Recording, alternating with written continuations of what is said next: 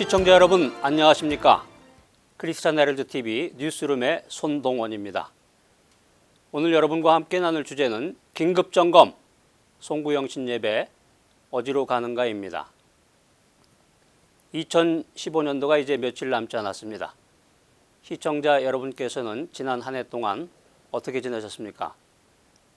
연말이 되면 사람들은 지난 해를 마무리하면서 새해를 맞이하는 소망과 각오를 다지곤 합니다. 대부분의 성도들은 12월 31일 자정 무렵에 교회에서 송구영신 예배를 드리면서 새해를 맞이하게 됩니다. 최근에 송구영신 예배가 한국의 세시 풍속이나 무속 신앙으로부터 유래된 한국만의 고유한 예배 형식이라는 논문들이 발표가 되고 있어서 주목을 받고 있습니다. 전통적으로 우리 민족은 송구영신의 풍성한 정초 세시 풍속을 가지고 있었습니다. 송구영신의 유래를 알 수 있는 두 가지 문헌인 향토문화대전이나 동국세식이라는 책에 보면 12월 31일 섣달 금음에는 모든 연중거래를 마무리하고 새해 준비를 하게 되는데, 이날 저녁에는 해 지킴이라고 해서 집안을 환하게 밝히고 정성스럽게 제사상을 차리고는 밤잠을 자지 않고 신령을 기다립니다. 불이 환하게 밝혀진 집으로 들어오는 신령들에게 소원을 빌기 위해서입니다. 그러면 1년 동안 운수가 대통할 것이라고 생각했습니다. 설날인 정월 초하루는 연시제를 지내며 집안과 동네의 어른들께 세배를 드리고 덕담을 나누면서 서로 새해를 축하하는 인사를 나누었습니다. 이러한 한국의 전통 무속신앙의 토양 위에서 자연스럽게 한국 교회의 송구영신 예배가 시작되었던 것입니다. 한국 교회사에 의하면 1887년 12월 31일에 언더우드 선교사와 아펜젤러 선교사가 사역하던 서울의 정동교회, 지금의 세문안교회입니다. 또 베델교회, 지금의 정동감리교회입니다. 이 두 교회가 연합해서 예배를 드린 것이 최초의 송구영신 예배였습니다. 한국 교회의 역사상 첫 번째 송구영신 예배의 현장은 우리의 상상을 뛰어넘을 정도로 은혜와 감격이 충만한 예배였을 것입니다.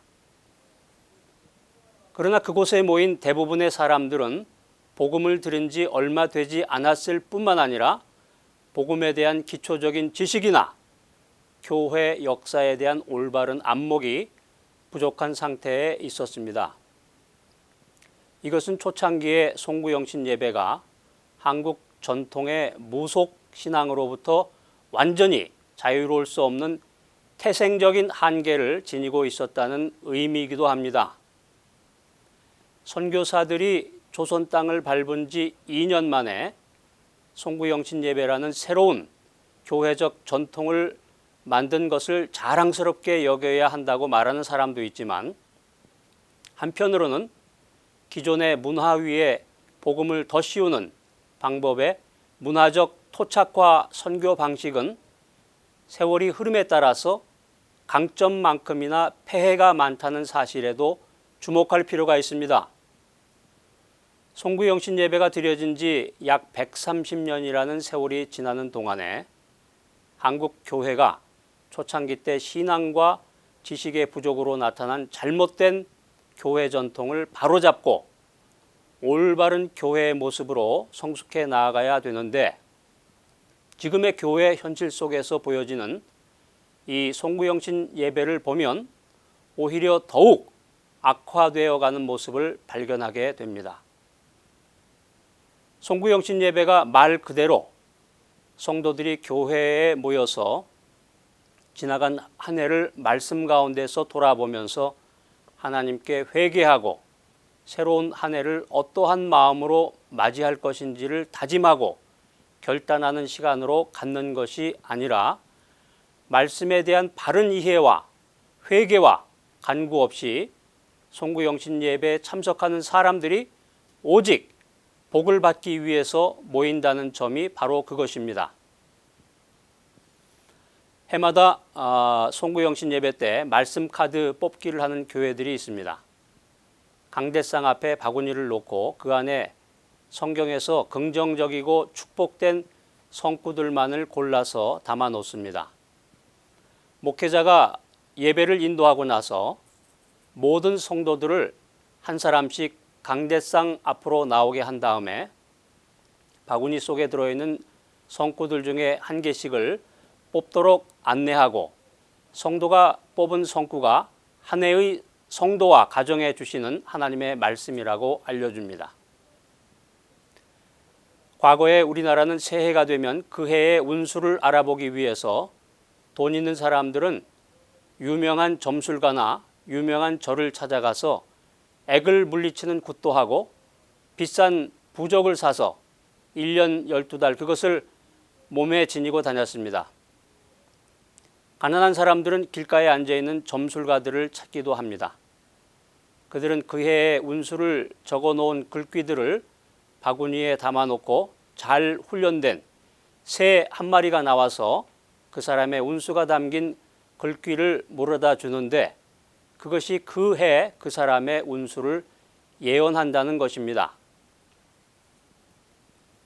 오랫동안 샤머니즘 신앙에 물든 사람들의 심리를 이용해서 현대교회에서 그런 사악한 무속신앙을 그대로 흡수하고 접목해서 송구영신 예배 시간에 버젓이 행하여지고 있다는 이것이 무속신앙의 최고의 절정이 아니고 무엇인가? 이 얼마나 어리석고 이 얼마나 잘못된 일인가? SNS로 이런 의견을 보내주신 분이 계십니다.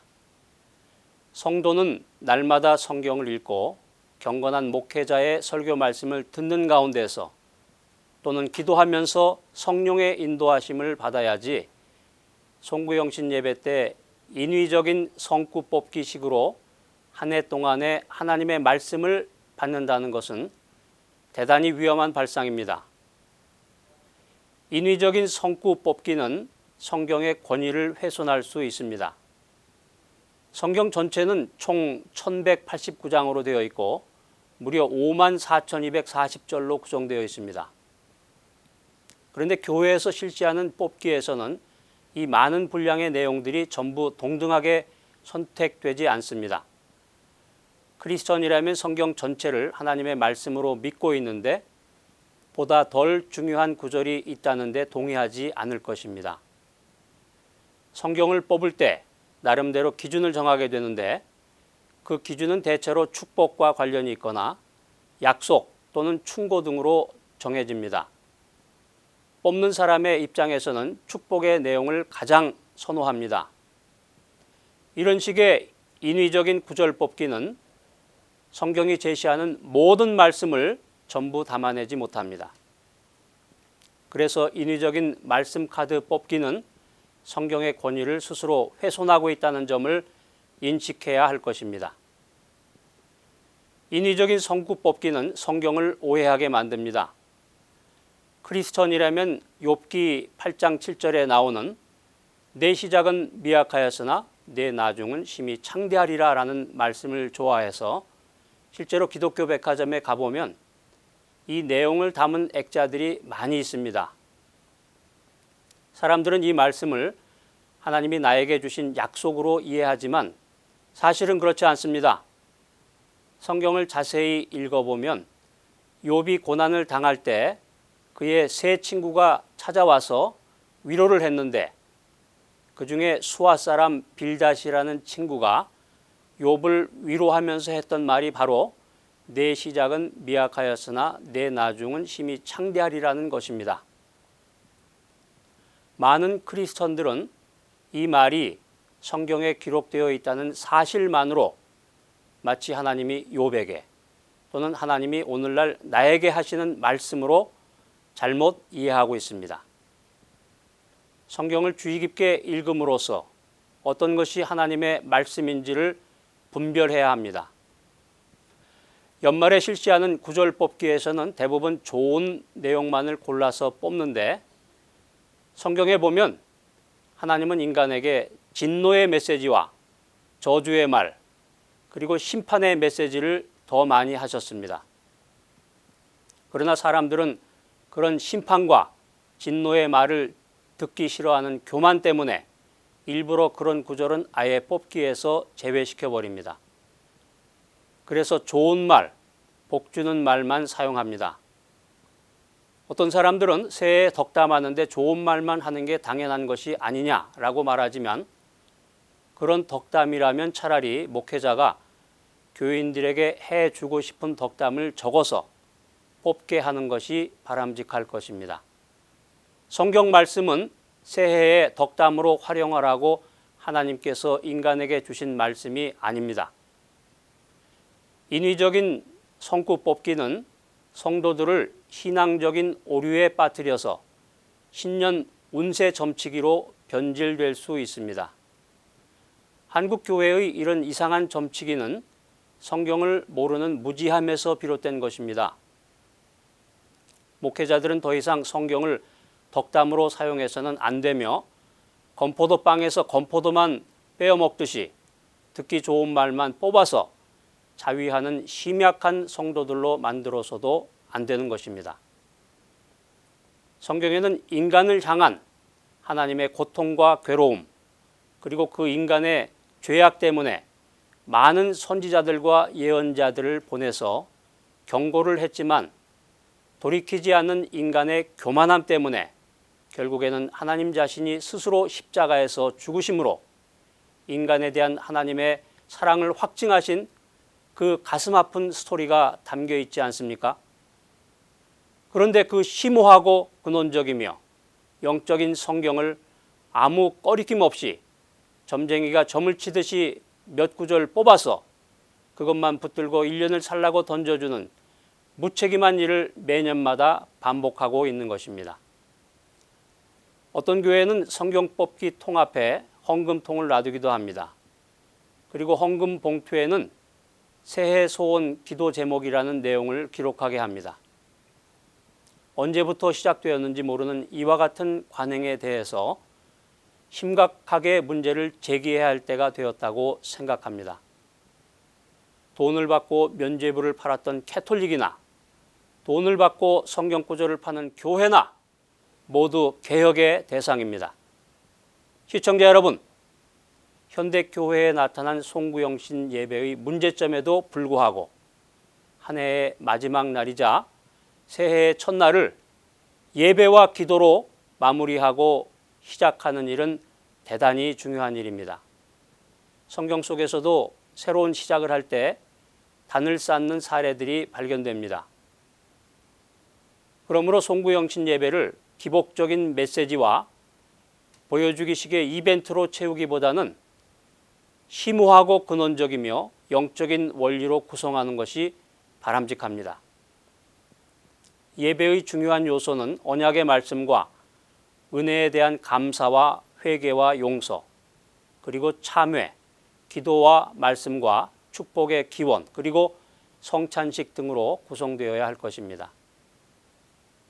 점카드 뽑기를 연상케 하는 말씀카드 뽑기 이벤트나 샤머니즘식의 주술적인 기도나 선포 등은 피해야 할 것입니다.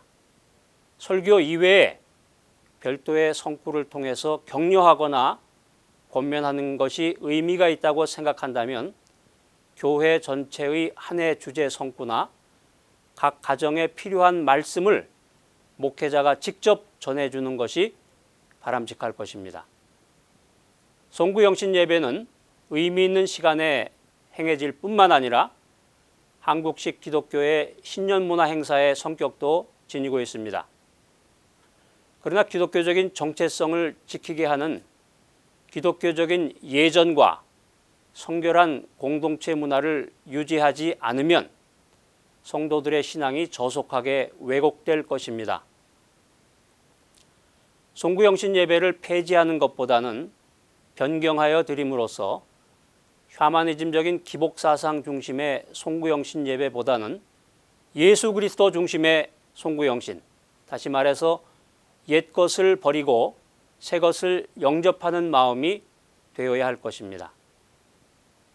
이번 송구영신 예배는 그리스도 안에 있으면 새것이요 그리스도 밖에 있으면 옛것이라는 단순하지만 명쾌한 불변의 진리인 성경적 가르침에 귀를 기울여야 할 때입니다. 그런즉 누구든지 그리스도 안에 있으면 새로운 피조물이라. 이전 것은 지나갔으니 보라 새 것이 되었도다. 이상 크리스천 헤럴드 TV 뉴스룸에서 손동원이었습니다.